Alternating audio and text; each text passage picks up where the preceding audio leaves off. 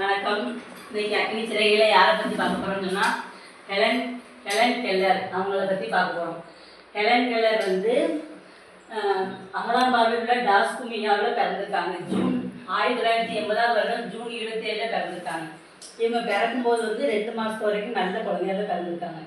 நம்மளே மாதிரி தான் எல்லாரும் மாதிரி நல்ல கிறிஸ்டின் தான் இவங்க நல்லபடியாக பிறந்திருக்காங்க. அப்போ வந்து 2 மாதத்துக்கு பிறகு ஒரு காய்ச்சல் வந்திருக்கு. காய்ச்சல் ரொம்ப காய்ச்சல் அடிச்சிருக்கு. அப்போ வந்து இவங்க அம்மா அப்பா வந்து ஒவ்வொரு ஆஸ்பத்திரியாக கொண்டு போய் காமிச்சிருக்காங்க. காமிச்ச உடனே காய்ச்சல் சரியாயிட்டு, காய்ச்சல் சரியான உடனே இந்த பார்க்குற டரனும் காது கேட்காமலும் போயிட்டு, பார்க்கவும் முடியல கேட்கவும் முடியல. எவ்வளோ பெரிய கஷ்டம்.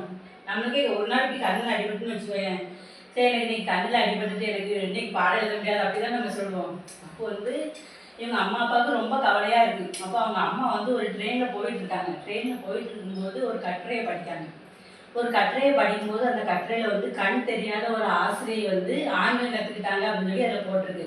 அதை பார்த்தோன்னே இவங்க சொல்கிறாங்க, நம்ம பொண்ணையும் நம்ம அப்போ படிக்க வைக்கணும் அப்படின்னு ஒரு ஆர்வம் அவங்க அம்மாவுக்குள்ளே வருது. அப்போ வரும்போது என்ன பண்ணுறாங்க, அலெக்சாண்டர் கிரஹாம் பெல் இருக்காங்கல்ல, அவங்க யாருக்குமா டெலிஃபோனை கண்டுபிடிச்சது. அவங்கள சந்திக்கிற வாய்ப்பு இவங்களுக்கு கிடைக்கும். அவங்கள்ட்ட போய் இப்போ எங்கள் பிள்ளைங்க வந்து பார்க்கவும் முடியாது பேசவும் முடியாது காதும் கேட்காது அப்படின்னு சொல்லும்போது 3 விஷயம், பார்க்க முடியாது காதும் கேட்காது பேசவும் முடியாது, எவ்வளோ பெரிய கஷ்டமாக இருக்கும். அப்போ வந்து இவர் என்ன பண்ணியிருக்காரு வந்து ஆனி சலிவான் அப்படிங்கிற ஒரு ஆசிரியரை வந்து இவங்க கூட வந்து அனுப்பி வைக்காங்க. இவங்களுக்கு வந்து கல்வி கற்றுக் கொடுக்கறதுக்காண்டி அனுப்பி வைக்காங்க. அப்போ இவங்க வந்து முதல்ல ஹெலனை வந்து பார்க்க அந்த டீச்சர் போகிறாங்க. கையில் ஒரு பொம்மையை வாங்கிட்டு அப்படி போகிறாங்க. போகும்போது வந்து அந்த பொம்மையை கையில் கொடுத்துட்டு அந்த கையில் வந்து அந்த பொம்மையை டால் அப்படின்னு இங்கிலீஷில் எழுதுறாங்க. அப்போ வந்து இது ஒரு வித்தியாசமாக தெரியுது. அவங்களுக்கு வந்து அது பிடிச்சிருக்கு.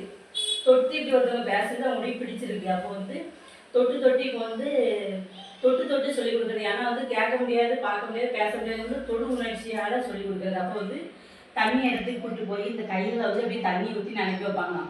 அப்போ குளிருமா, அப்போ இதுதான் தண்ணி அப்படி அவங்களுக்கு தெரிய வைக்கிறதுக்காண்டி இந்த சைடு கையில் வாட்டர் அப்படின்னு சொல்லி எழுதுவாங்க. அப்புறம் பூந்தோட்டத்துக்கு கூப்பிட்டு போய் பூக்களை காமிச்சு இது பூவு அப்படியே ஒவ்வொன்றையும் தொட்டு பார்த்து அப்படி ஒரு மாதத்துல 30 வார்த்தை கற்றுக்கிட்டாங்க. அப்போ ஹெலனுக்கு இது ரொம்ப சந்தோஷமாக இருக்குது. ஆனால் பேச்சு இன்னும் வரல. தொட்டு பார்த்து இப்படி கண்ணை பார்த்து இப்படி தொட்டு பார்த்தா இதெல்லாம் படிச்சுட்டு அப்படி போயிட்டே இருக்கும்போது இவங்களுக்கு வந்து அதுக்கப்புறம் வந்து நியூயார்க் நகரத்துக்கு போகிறாங்க. நம்ம அந்த ஆசிரியர் இருக்காங்களா இவங்களை கூப்பிட்டுட்டு நியூயார்க்கில் போய் படிக்கணும் அப்படின்னு சொல்லி போகும்போது அப்புறம் சாரா புல்லர் அப்படிங்கிற ஒரு டீச்சர் வந்து இவங்களுக்கு வந்து பேச கற்றுக் கொடுத்தாங்க. எப்படின்னா அந்த தொண்டை இருக்கலாம், இந்த தொண்டையில் இப்படி வார்த்தை வரணும், அப்படி தொண்டையில் கையை வச்சு உதட அசைவு எல்லாம் வச்சு இப்படி சொல்லி கொடுத்தாங்க. அப்படி கொஞ்சமாக சொல்லி கொடுக்கும்போது பேச்சு திறன் வந்துடுது. அப்போ என்ன செய்தாங்க, ரொம்ப கஷ்டப்படணும். ஏன்னா இது வந்து தன்னம்பிக்கை இருந்தால் தான் செய்ய முடியும். அவங்க ட்ரை பண்ணிகிட்டே இருக்கும்போது என்ன செய்தாங்க, கிளருக்கு வந்து பேசவும் வந்துடுது. பேசவும் வரும்போது 2ஆம் உலகப் போரில் வந்து நிறைய பேர் வந்து அடிபட்டு கண்பார்வைப்பட்டு எல்லாம் போயிருக்காங்க. அவங்கள்ட்ட வந்து ஆறுதல் படுறதுக்காண்டி இவங்க வந்து பேச போயிருக்காங்க. யாரு, நம்ம ஹெலன்.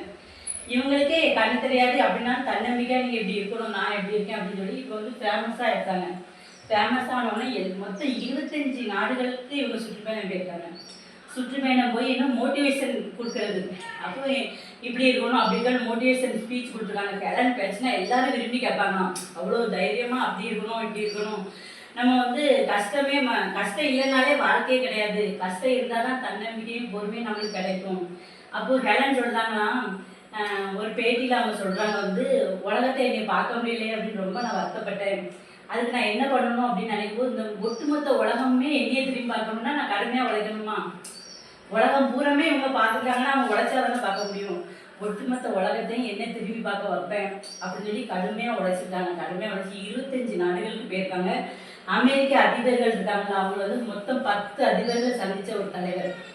இவங்க தனியாக போய் வந்து பேச்சு இது எல்லாம் பண்ணி நாடுகளுக்காக போய் நிதி திரட்டி நிறைய வந்து இந்த ஊட்டச்சத்து குறைபாடு கண் பார்வை இல்லாதவங்களாம் இருப்பாங்கல்ல, அவங்களுக்குலாம் வந்து நிதி திரட்டி பெரிய அளவில் கொண்டு போய் இவங்க வந்து நிறைய நல்ல விஷயம் பண்ணியிருக்காங்க. அதுக்கப்புறம் வந்து இவங்க சுயசரிதையை வந்து 21 வயசில் எழுதுறது எவ்வளோ பெரிய சாதனை.